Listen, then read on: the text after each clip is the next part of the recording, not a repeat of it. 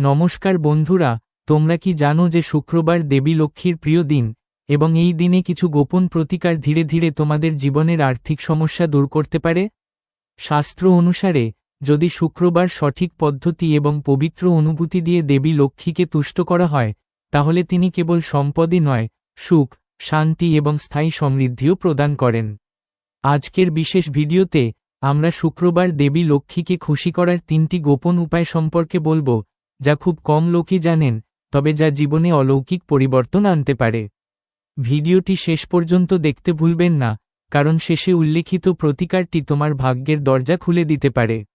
শুক্রবারকে দেবী লক্ষ্মীর প্রতি নিবেদিত একটি দিন হিসেবে বিবেচনা করা হয় এবং শাস্ত্রে স্পষ্টভাবে বলা হয়েছে যে, যদি এই দিনে সঠিক অনুভূতি, পবিত্র হৃদয় এবং নিয়মিতভাবে কিছু বিশেষ এবং গোপন ব্যবস্থা করা হয়, তাহলে স্বয়ং দেবী লক্ষ্মী আপনার জীবনে প্রবেশ করেন।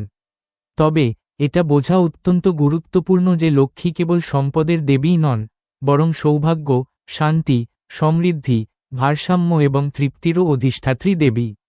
অতএব শুক্রবারে গৃহীত ব্যবস্থাগুলি কেবল বাহ্যিক কর্ম নয়, বরং অভ্যন্তরীণ রূপান্তরের উপায় হওয়া উচিত। প্রথম গোপন পদ্ধতি হল শুক্রবার সকালে সূর্যোদয়ের আগে ঘুম থেকে উঠে স্নান করুন এবং আপনার স্নানের জলে সামান্য কাঁচা দুধ বা জাফরান যোগ করুন।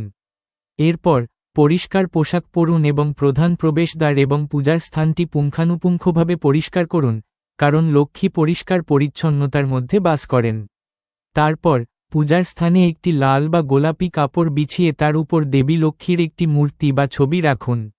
এখানে গোপন কথা হল যে দেবী লক্ষ্মী কেবল ফুল বা ধূপ নয়, বরং আপনার অনুভূতিগুলিকেও ভালোবাসেন। অতএব পূজার আগে কারো প্রতি কোনো ঘৃণা, ঈর্ষা বা রাগ রাখবেন না। তারপর দেবী লক্ষ্মীকে একটি পদ্ম বা গোলাপ ফুল, সামান্য ক্ষীর বা ক্ষীর সহ নিবেদন করুন। চিনির মিছরি রাখুন। এরপর ওম শ্রীম মহালক্ষ্মী নমঃ মন্ত্রটি কমপক্ষে 108 বার জপ করুন।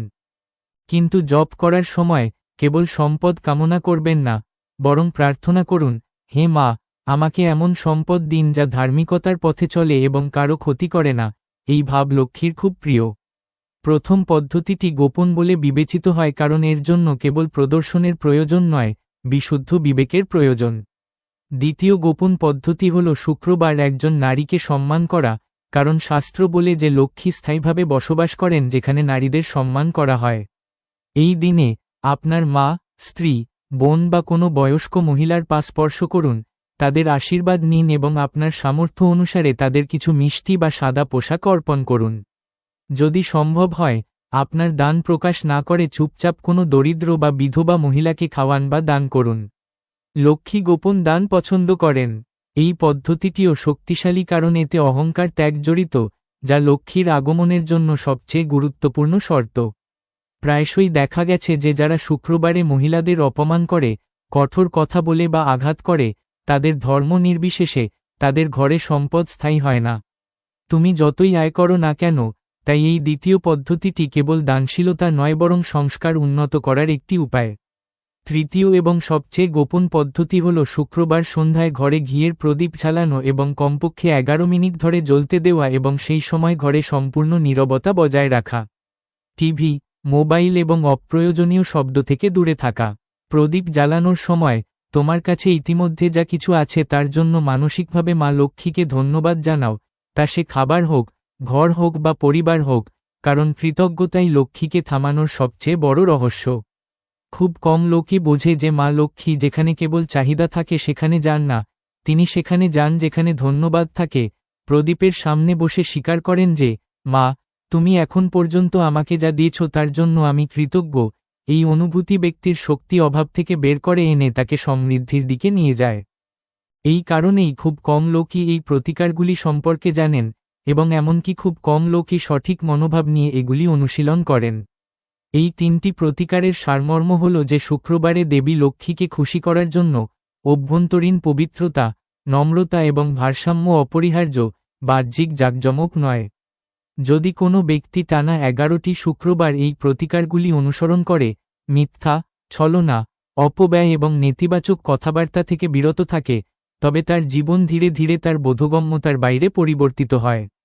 স্থগিত কাজগুলি সম্পন্ন হতে শুরু করে, অপ্রত্যাশিত সাহায্য আসে, আয়ের নতুন উৎস খুলে যায় এবং সবচেয়ে গুরুত্বপূর্ণ, মনের মধ্যে সন্তুষ্টি এবং শান্তি প্রবাহিত হতে শুরু করে, যা প্রকৃত লক্ষ্মীর প্রমাণ।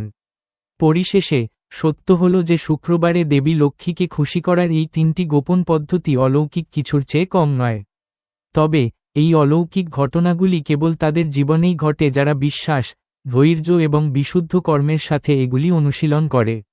কারণ দেবী লক্ষ্মী সম্পদের আগে একজন ব্যক্তির স্বভাব পরিবর্তন করেন এবং যখন প্রকৃতি শুদ্ধ হয়, তখন স্বাভাবিকভাবেই সম্পদ আসে। এটি বোঝা গুরুত্বপূর্ণ যে শুক্রবারে করা এই গোপন প্রতিকারগুলি কেবল একদিনের জন্য স্থায়ী হয়। অলৌকিক ঘটনা ঘটে না, বরং ধীরে ধীরে লক্ষ্মী উপাদানের সাথে মানুষের চিন্তাভাবনা, কর্ম এবং শক্তির সংযোগ ঘটে। শাস্ত্র অনুসারে দেবী লক্ষ্মী প্রথমে একজন ব্যক্তির ভেতরের অভাব দূর করেন, কারণ যতক্ষণ মনে অভাব থাকে, ততক্ষণ টাকা এলেও তৃপ্তি হয় না। এই কারণেই শুক্রবার গৃহীত ব্যবস্থার প্রথম প্রভাব ব্যক্তির মনে পড়ে, সে কোনো কারণ ছাড়াই আরও শান্ত বোধ করতে শুরু করে, ভবিষ্যতের জন্য ভয় এবং উদ্বেগ ধীরে ধীরে তার ভেতর থেকে কমতে শুরু করে। এটি দেবী লক্ষ্মীর অভ্যন্তরীণ উপস্থিতির লক্ষণ। এই পর্যায়ে অনেকে ভুলে যায় যে এখন সবকিছু ঠিক আছে এবং তারা আবার তাদের পুরানো ভুল আচরণ, অপচয় এবং নেতিবাচক চিন্তাভাবনায় ফিরে যায়। তবে এই সময়টি দেবী লক্ষ্মী ব্যক্তিকে সবচেয়ে কাছ থেকে দেখেন। অতএব দ্বিতীয় পর্বের প্রথম গোপন সত্য হল, শুক্রবারের প্রতিকারের পাশাপাশি নিজের কথা নিয়ন্ত্রণ করা উচিত, কারণ শাস্ত্র স্পষ্টভাবে বলেছে যে কঠোর কথাই প্রথমে লক্ষ্মীকে তাড়িয়ে দেয়। যদি কেউ শুক্রবারে মিথ্যা বলে, কাউকে অপমান করে অথবা রাগের বশে সিদ্ধান্ত নেয়, তাহলে তা পুরো সপ্তাহের আধ্যাত্মিক সাধনাকে দুর্বল করে দেয়। দ্বিতীয় গভীর রহস্য হল, দেবী লক্ষ্মী অতিরিক্ত প্রদর্শন মোটেও পছন্দ করেন না। অনেকে শুক্রবারে বড় দান করেন কিন্তু সমানভাবে প্রচার করেন। তবে লক্ষ্মী সেখানেই বাস করেন যেখানে দানটি গোপন এবং অহংকারমুক্ত। যদি আপনি শুক্রবারে কোনো অভাবী ব্যক্তিকে খাওয়ান, কোনো শিশুকে তাদের পড়াশোনায় সাহায্য করেন, অথবা কাউকে না জানিয়ে কোনো বয়স্ক ব্যক্তিকে পোশাক দেন, তাহলে তা প্রকৃত লক্ষ্মী আধ্যাত্মিক সাধনায় পরিণত হয়। এটাও দেখা গেছে যে বাড়িতে শুক্রবারে মিষ্টি খাবার তৈরি করা হয় এবং প্রথমে গরু, কাক বা পিঁপড়াকে উৎসর্গ করা হয়, সেখানে ধীরে ধীরে সম্পদের প্রবাহ স্থিতিশীল হয়, কারণ এটি ত্যাগ এবং করুণার প্রতীক। দ্বিতীয় পর্বের তৃতীয় এবং সবচেয়ে গোপন দিক হল, দেবী লক্ষ্মী কেবল মন্দিরেই পাওয়া যায় না, বরং তিনি বাড়ির শক্তিতে বাস করেন। শুক্রবার যদি ঘরে ময়লা, ভাঙা বাসনপত্র, ছেঁড়া কাপড় এবং অপ্রয়োজনীয় জিনিসপত্র থেকে যায়, তাহলে লক্ষ্মীর প্রবেশ বন্ধ হয়ে যায়। তাই শুক্রবার ঘরের দক্ষিণ, পশ্চিম এবং উত্তর দিক পরিষ্কার করা অত্যন্ত শুভ বলে মনে করা হয়। এটি কোনো বাস্তু প্রদর্শন নয়, বরং শক্তির ভারসাম্যের নিয়ম, কারণ উত্তর দিককে সম্পদ প্রবাহের ক্ষেত্র হিসাবে বিবেচনা করা হয়। চতুর্থ রহস্য হল, শুক্রবার দেবী লক্ষ্মীকে খুশি করার জন্য উপবাসের চেয়ে সংযম বেশি গুরুত্বপূর্ণ। যদি কোনো ব্যক্তি সারাদিন ক্ষুধার্ত থাকে কিন্তু রাগ, ঈর্ষা এবং অভিযোগে ভরা থাকে, তবে সেই উপবাস নিষ্ফল হয়ে যায়। অন্যদিকে যে ব্যক্তি স্বাভাবিক খাবার খাওয়ার পরেও তার মনকে শান্ত এবং ভারসাম্যপূর্ণ রাখে, তার আধ্যাত্মিক অনুশীলন আরও বেশি ফল দেয়। এই অংশে এটি বোঝাও গুরুত্বপূর্ণ যে লক্ষ্মীর আগমনের আগে কিছু জিনিস জীবন থেকে অদৃশ্য হয়ে যায়, যেমন হঠাৎ ব্যয়, পরিকল্পনা স্থগিত হওয়া বা কারো চলে যাওয়া। এটি হল দেবী লক্ষ্মীর কাছ থেকে নেতিবাচক শক্তি অপসারণের প্রক্রিয়া, যাকে মানুষ প্রায়শই দুর্ভাগ্য বলে ভুল করে, কিন্তু বাস্তবে এটি ভবিষ্যতের মহান সমৃদ্ধির জন্য একটি প্রস্তুতি। অনেক সাধক অভিজ্ঞতা লাভ করেছেন যে যখন তারা কোনো লোভ ছাড়াই টানা 11 বা 21 শুক্রবার লক্ষ্মী প্রতিকার করেন, তখন তাদের জীবন প্রথমে বিশৃঙ্খলা, তারপর স্থিতিশীলতা এবং অবশেষে সম্পদের বর্ধিত প্রবাহে শেষ হয়। শাস্ত্রে এই একই ক্রম বর্ণনা করা হয়েছে। দ্বিতীয় পর্বের চূড়ান্ত এবং সবচেয়ে গুরুত্বপূর্ণ বার্তা হল, দেবী লক্ষ্মীকে খুশি করার সবচেয়ে গোপন উপায় হল সন্তুষ্টি। যে ব্যক্তি তার বর্তমান সম্পদ এবং সম্পদ নিয়ে অসন্তুষ্ট, সে বেশি পেলেও অসন্তুষ্ট থাকে। দেবী লক্ষ্মী নিজেকে এমন ব্যক্তির থেকে দূরে রাখেন। তবে যারা কম পেয়েও কৃতজ্ঞতা প্রকাশ করেন তারাই বেশি পাওয়ার অধিকারী। তাই যদি আপনি শুক্রবারের গোপন প্রতিকার শুরু করে থাকেন, তাহলে ধৈর্য ধরুন। ফলাফলের জন্য তাড়াহুড়ো করবেন না এবং আপনার প্রকৃতিকে ধীরে ধীরে শুদ্ধ হতে দিন। দেবী লক্ষ্মী প্রথমে একজন ব্যক্তিকে ভেতর থেকে ধনী করে তোলেন। যখন ভেতরের দারিদ্র্য দূর হয়, তখন বাহ্যিক সমৃদ্ধি স্বয়ংক্রিয়ভাবে তাদের জীবনে প্রবেশ করে। এটা বোঝা সবচেয়ে গুরুত্বপূর্ণ যে শুক্রবার দেবী লক্ষ্মীকে খুশি করার গোপন উপায়গুলি তখনই পূর্ণ ফল দেয় যখন ব্যক্তি তার আগমনের পরে তাকে থামানোর ক্ষমতা বিকাশ করে, কারণ শাস্ত্রে স্পষ্টভাবে বলা আছে যে লক্ষ্মী কেবল আসেন না, তিনি কেবল ব্যক্তির পরীক্ষা করার পরেই থাকেন। অনেকে অভিযোগ করেন যে প্রতিকার করার পরেও অর্থ থাকে না, যেখানে আসল কারণ হল তাদের জীবনে এখনও কিছু ত্রুটি রয়েছে যা লক্ষ্মীকে অস্বস্তিকর করে তোলে। তৃতীয় পর্বের প্রথম এবং গভীরতম রহস্য হল শুক্রবার দেবী লক্ষ্মীকে খুশি করার জন্য একজন ব্যক্তির তার ব্যয় অভ্যাসের দিকে বিশেষ মনোযোগ দেওয়া উচিত, কারণ লক্ষ্মী হলেন শৃঙ্খলার দেবী। যে ব্যক্তি অপ্রয়োজনীয় প্রদর্শনের জন্য, নিজেকে দেখানোর জন্য ধার করে বা অন্যদের সাথে নিজেকে তুলনা করে অর্থ ব্যয় করে, লক্ষ্মী তার ঘরে স্থায়ী হন না। বিপরীতে, যে ব্যক্তি সম্পদ অর্জনের পরেও সরলতা বজায় রাখেন এবং প্রয়োজনীয় এবং অপ্রয়োজনীয়ের মধ্যে পার্থক্য বোঝেন, তিনি তার জীবনে ধনী ধীর কিন্তু স্থিরভাবে বৃদ্ধি পেতে দেখেন। দ্বিতীয় গোপন সত্য হল, শুক্রবার করা যেকোনো প্রতিকার অকার্যকর হয়ে পড়ে যদি বাড়ির মহিলাদের অপমান করা হয়, কঠোর কথা বলা হয়, অথবা তাদের অনুভূতি উপেক্ষা করা হয়। এর কারণ হল দেবী লক্ষ্মী নিজেই নারীত্বের মূর্ত প্রতীক। এই কারণেই অনেক বাড়িতে পুরুষরা অত্যন্ত কঠোর পরিশ্রম করার পরেও আর্থিক সমস্যার সাথে লড়াই করে, যেখানে আসল কারণ হল বাড়ির পরিবেশ। তৃতীয় পর্বের তৃতীয় সূক্ষ্ম রহস্য হল, দেবী লক্ষ্মী অতিরিক্ত অভিযোগ করা পছন্দ করেন না। যে ব্যক্তি ক্রমাগত কম থাকার, দুর্ভাগ্যের, অথবা অন্যদের বেশি থাকার অভিযোগ করে, সে অজান্তেই লক্ষ্মী শক্তিকে দূর করে দেয়। কারণ শব্দের প্রচুর শক্তি আছে, এবং অভাবের বারবার শব্দ জীবনে অভাবকে স্থায়ী করে। অতএব, শুক্রবারের প্রতিকারের পাশাপাশি নেতিবাচক বক্তব্য ব্যবহার বন্ধ করার সংকল্প করা উচিত। চতুর্থ গোপন রহস্য হল দেবী লক্ষ্মী সন্তুষ্ট হন। বড় আচার অনুষ্ঠানের প্রয়োজন হয় না, বরং ছোট আচার অনুষ্ঠান আরও কার্যকর। উদাহরণস্বরূপ, শুক্রবার ঘরে ভাঙা জিনিসপত্র রাখা এড়িয়ে চলুন, অবিলম্বে ছেঁড়া জুতা বা কাপড় খুলে ফেলুন, প্রার্থনাস্থলে ধুলো জমে না থাকা এড়িয়ে চলুন, এবং সন্ধ্যায় প্রধান প্রবেশপথে একটি প্রদীপ জ্বালান। এই আপাতদৃষ্টিতে সহজ কাজগুলি আসলে লক্ষ্মীকে স্বাগত জানানোর প্রস্তুতি। পঞ্চম এবং অজ্ঞাত গোপন কথা হল যে যদি কেউ শুক্রবারে কোনো পুরানো ঋণ বা প্রতিশ্রুতি পরিশোধ করার চেষ্টা করে, তাহলে দেবী লক্ষ্মী অত্যন্ত খুশি হন। লক্ষ্মী সত্য এবং দায়িত্ব উভয়েরই দেবী। যারা ঋণ বা প্রতিশ্রুতিকে হালকাভাবে নেয়, এমনকি যদি তাদের জীবনে টাকা আসে, তবুও তারা থেমে থাকে না। যারা তাদের দায়িত্ব পালন করে, এমনকি ধীরে ধীরে কিন্তু সততার সাথে, তাদের জন্য লক্ষ্মীর দরজা খোলা থাকে। এটাও বোঝা গুরুত্বপূর্ণ যে দেবী লক্ষ্মী কখনো কোলাহল বা অশান্তিপূর্ণ ঘরে প্রবেশ করেন না। অতএব, শুক্রবার সন্ধ্যায় উচ্চস্বরে তর্ক, অশ্লীল ভাষা বা নেতিবাচক আলোচনা এড়িয়ে চলা উচিত, কারণ এই সময় লক্ষ্মীর শক্তি ঘরে প্রবেশ করে। অনেক সাধক অভিজ্ঞতা অর্জন করেছেন যে শুক্রবার সন্ধ্যায় যখন তারা তাদের ঘর শান্ত, পরিষ্কার এবং সুশৃঙ্খল রাখেন, তখন তাদের আর্থিক সমস্যাগুলি কোনো বিশেষ ব্যবস্থা ছাড়াই সমাধান হতে শুরু করে। তৃতীয় পর্বের সবচেয়ে বড় সত্য হল, দেবী লক্ষ্মী প্রথমে একজন ব্যক্তিকে ক্ষমতায়ন করেন এবং তারপর তাকে সমৃদ্ধ করেন। শুক্রবারের প্রতিকার অনুশীলন করার পরেও যদি কোনো ব্যক্তি অলসতা এবং নিষ্ক্রিয়তায় ডুবে থাকে, তাহলে লক্ষ্মীর আশীর্বাদ সম্পূর্ণরূপে প্রকাশিত হবে না। লক্ষ্মী কঠোর পরিশ্রমের সাথে যুক্ত একজন দেবী, তিনি যারা কাজ করতে ইচ্ছুক তাদের সম্পদ দান করেন। অতএব, যদি আপনি শুক্রবারের গোপন প্রতিকার শুরু করে থাকেন, তবে তাদের সাথে সৎ প্রচেষ্টা, সময়ের প্রতি শ্রদ্ধা এবং কর্মের প্রতি নিষ্ঠা থাকা উচিত। পরিশেষে, এটা বোঝা উচিত যে তৃতীয় পর্ব কেবল প্রতিকারের তালিকা নয় বরং জীবনধারা পরিবর্তনের বার্তা। দেবী লক্ষ্মী একদিনের দ্বারা নয় বরং আপনার সমগ্র আচরণ দ্বারা সন্তুষ্ট হন। যখন আপনার আচরণ শুদ্ধ হয়, তখন শুক্রবার কেবল একটি দিন নয় বরং পুরো সপ্তাহের সবচেয়ে শুভ দরজা হয়ে ওঠে, যেখান থেকে আপনার জীবনে স্থায়ী সমৃদ্ধি প্রবেশ করে। এখন এটা বোঝা সবচেয়ে গুরুত্বপূর্ণ যে শুক্রবারে মা লক্ষ্মীকে খুশি করার গোপন ব্যবস্থার আসল ফল তখনই পাওয়া যায় যখন ব্যক্তি অভ্যন্তরীণ এবং বাহ্যিক উভয় স্তরেই লক্ষ্মী যজ্ঞ হয়ে ওঠে, কারণ শাস্ত্রে স্পষ্টভাবে বলা আছে যে মা লক্ষ্মী কেবল সম্পদই দেন না বরং তিনি ব্যক্তির ভাগ্য, সংস্কার এবং ভবিষ্যতের দিকও পরিবর্তন করেন এবং এই কারণেই শেষ পর্যায়ে তিনি সবচেয়ে সূক্ষ্ম পরীক্ষা নেন। এই পর্যায়ে হঠাৎ করেই ব্যক্তির জীবনে এমন সুযোগ আসে যেখানে তাকে বেছে নিতে হয় যে সে ধর্মের পথ অনুসরণ করবে নাকি তাৎক্ষণিক সুবিধার লোভে ভুল সিদ্ধান্ত নেবে। এখানেই মা লক্ষ্মী সিদ্ধান্ত নেন যে তিনি কেবল এক ঝলক দেখাবেন নাকি স্থায়ীভাবে বসবাস করবেন।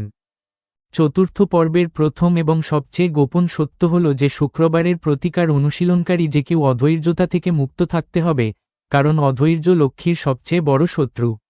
যে ব্যক্তি বারবার ফলাফল গণনা করে, প্রতি শুক্রবারের পরে তার সম্পদ কতটা বৃদ্ধি পেয়েছে তা ক্রমাগত দেখে, তার জীবনে অস্থিরতা অনুভব করে। অন্যদিকে দেবী লক্ষ্মী কেবল একটি স্থিতিশীল মনে বাস করেন। দ্বিতীয় গভীর রহস্য হল যে দেবী লক্ষ্মী এমন ঘর পছন্দ করেন যেখানে খাবারের সময় শান্তি থাকে, খাবারের অসম্মান করা হয় না এবং কৃতজ্ঞতার অনুভূতি বিরাজ করে। খুব কম লোকই জানেন যে শুক্রবারে যদি কোনো ব্যক্তি খাওয়ার আগে মানসিকভাবে খাবার এবং ঈশ্বরকে ধন্যবাদ জানায়, তবে এই সহজ কাজটি একটি শক্তিশালী লক্ষ্মী প্রতিকারে পরিণত হয়। তৃতীয় এবং সবচেয়ে সূক্ষ্ম রহস্য হল যে দেবী লক্ষ্মী কখনো সেখানে থাকেন না যেখানে একজন ব্যক্তি অন্যের অগ্রগতিতে ঈর্ষান্বিত হয়। ঈর্ষা এবং তুলনা ধীরে ধীরে লক্ষ্মী শক্তিকে ধ্বংস করে। অতএব শুক্রবারের প্রতিকারের সাথে সাথে এটি সংকল্প করা অপরিহার্য যে অন্যের সাফল্য দেখে তিক্ততা নয় বরং অনুপ্রেরণা তৈরি হবে। চতুর্থ পর্বে এটাও বোঝা গুরুত্বপূর্ণ যে দেবী লক্ষ্মীর আগমনের পর একজন ব্যক্তির জীবনে দায়িত্ব বৃদ্ধি পায়, ব্যয়ও বাড়তে পারে, তবে এটি কোনো নেতিবাচক লক্ষণ নয় বরং ভারসাম্যের পরীক্ষা, কারণ লক্ষ্মী চান যে একজন ব্যক্তি অর্থের সাথে সাথে বিচক্ষণতা শিখুক। এই কারণেই কিছু লোক অর্থ পাওয়ার পরেও সংগ্রাম করে, কিন্তু একই সংগ্রাম তাদের দীর্ঘমেয়াদী সমৃদ্ধির জন্য প্রস্তুত করে। এই শেষ অংশের সবচেয়ে বড় সত্য হল শুক্রবার দেবী লক্ষ্মীকে খুশি করার সবচেয়ে শক্তিশালী এবং গোপন উপায় হল সেবা, নাম ছাড়াই, প্রদর্শন ছাড়াই এবং প্রত্যাশা ছাড়াই করা সেবা, তা সে পিতামাতার হোক, অভাবী ব্যক্তির হোক বা সমাজের হোক।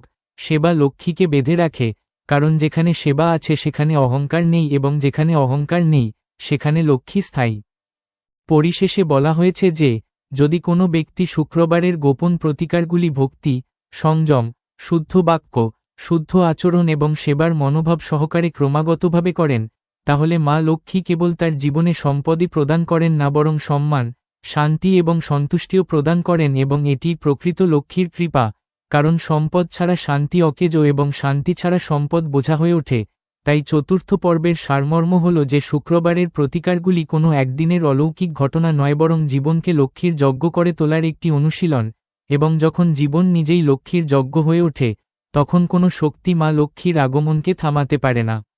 এখন এই শেষ অংশে এটি বোঝা গুরুত্বপূর্ণ যে শুক্রবার দেবী লক্ষ্মীকে সন্তুষ্ট করার এই তিনটি গোপন উপায় তন্ত্রমন্ত্র বা তাৎক্ষণিক অলৌকিক ঘটনা নয়, বরং এগুলি এমন একটি প্রক্রিয়া যেখানে লক্ষ্মী নিজেই বিনা আমন্ত্রণে বসবাস করতে চান। শাস্ত্র স্পষ্টভাবে বলে যে দেবী লক্ষ্মী এমন বাড়িতে যান না যারা কেবল সম্পদ কামনা করে, তিনি সেখানে আসেন যেখানে আর্থিক দায়িত্ব পালন করার ক্ষমতা থাকে। এই চূড়ান্ত পর্যায়ে একজনকে মেনে নিতে হবে যে লোভ লক্ষ্মীর কৃপার সবচেয়ে বড় শত্রু। যখনই কেউ ভাবতে শুরু করে আমার যথেষ্ট হয়েছে, আমার আরও প্রয়োজন, লক্ষ্মীর শক্তি হ্রাস পেতে শুরু করে। অতএব চূড়ান্ত এবং সবচেয়ে গোপন সত্য হল সন্তুষ্টি লক্ষ্মীর স্থায়ী আসন। যেদিন কেউ তাদের বর্তমান জীবন, তাদের খাবার, তাদের ঘর এবং তাদের কর্মের জন্য গভীর কৃতজ্ঞতা প্রকাশ করতে শুরু করে, সেদিনই লক্ষ্মী স্থায়ীভাবে থাকার সিদ্ধান্ত নেন। এটাও বোঝা গুরুত্বপূর্ণ যে শুক্রবারের এই প্রতিকারগুলি অনুসরণ করার পরে যদি জীবনে সাময়িক অসুবিধা, ব্যয় বৃদ্ধি বা পরীক্ষার পরিস্থিতি দেখা দেয়, তবে এটিকে দুর্ভাগ্য বলে মনে করবেন না। এটি দেবী লক্ষ্মীর চূড়ান্ত আশীর্বাদ। একটি শুদ্ধিকরণ প্রক্রিয়া ঘটে, ঠিক যেমন সোনাকে আগুনে গরম করে শুদ্ধ করা হয়। যেহেতু লক্ষ্মী কোনো অপবিত্র পাত্রে থাকেন না, তাই শেষ অংশের সবচেয়ে বড় বার্তা হল দেবী লক্ষ্মীকে থামানোর সবচেয়ে সহজ কিন্তু কঠিন উপায় হল সঠিক আচরণ। যদি কোনো ব্যক্তি মিথ্যা এড়িয়ে চলে, কঠোর পরিশ্রম থেকে পিছপা না হয়, নারীদের সম্মান করে, খাদ্য ও অর্থের অসম্মান না করে এবং সেবাকে তার জীবনের অংশ করে, তাহলে তাদের আলাদা কোনো ব্যবস্থার প্রয়োজন হয় না, কারণ তখন তাদের পুরো জীবন লক্ষ্মী পূজায় পরিণত হয়। এই কারণেই কিছু মানুষের জীবনে কোনো প্রদর্শন ছাড়াই সবকিছু ঠিকঠাক চলে, কারণ তাদের বাড়িতে লক্ষ্মী নয়, বরং লক্ষ্মীর সংস্কার বাস করে। এই শেষ অংশের উপসংহার হল যে শুক্রবার কেবল একটি দিন নয় বরং একটি স্মরণ করিয়ে দেওয়ার দিন, আমাদের মনে করিয়ে দেওয়ার জন্য যে দেবী লক্ষ্মী বাইরে থাকেন না, বরং আমাদের আচরণে প্রবেশ করেন। এবং যখন আচরণ পবিত্র হয়ে ওঠে, তখন সম্পদ, সম্মান এবং শান্তি স্বয়ংক্রিয়ভাবে আসে। তাই আপনি যদি এই পুরো সিরিজটি মনোযোগ সহকারে শুনে থাকেন, পড়ে থাকেন এবং বুঝতে পারেন, তাহলে এখন সবচেয়ে বড় সমাধান হলো আপনার জীবনকে সরল, মধুর এবং ভারসাম্যপূর্ণ করে তোলা। কারণ যে বাড়িতে মিষ্টি কথা, শান্ত মন এবং কৃতজ্ঞ হৃদয় থাকে, সেই বাড়িতেই সৌভাগ্য হয়। দেবী লক্ষ্মী কেবল আপনার বাড়িতেই আসেন না, বরং প্রজন্মের পর প্রজন্ম ধরে সেখানেই থাকেন, এবং এটাই এই সমস্ত জ্ঞানের চূড়ান্ত সত্য এবং চূড়ান্ত পরিণতি। বন্ধুরা, আমরা আশা করি আপনি শুক্রবার দেবী লক্ষ্মীকে খুশি করার এই 3টি গোপন উপায় উপভোগ করেছেন। যদি আপনি সত্য হৃদয়, ভক্তি এবং নিয়মিতভাবে এগুলি অনুসরণ করেন, তাহলে দেবী লক্ষ্মীর আশীর্বাদ অবশ্যই আপনার জীবনে থাকবে। মনে রাখবেন, পবিত্রতা, নম্রতা এবং কৃতজ্ঞতা যেখানে থাকে সেখানেই দেবী লক্ষ্মী বাস করেন। যদি আপনি এই ভিডিওটি সহায়ক বলে মনে করেন, তাহলে দয়া করে এটি লাইক করুন, আপনার প্রিয়জনদের সাথে শেয়ার করুন এবং আরও এই ধরনের আধ্যাত্মিক এবং অলৌকিক প্রতিকারের জন্য আমাদের চ্যানেলটি সাবস্ক্রাইব করতে ভুলবেন না। দেবী লক্ষ্মী আপনাদের সকলের আশীর্বাদ অব্যাহত রাখুন। জয় মা লক্ষ্মী।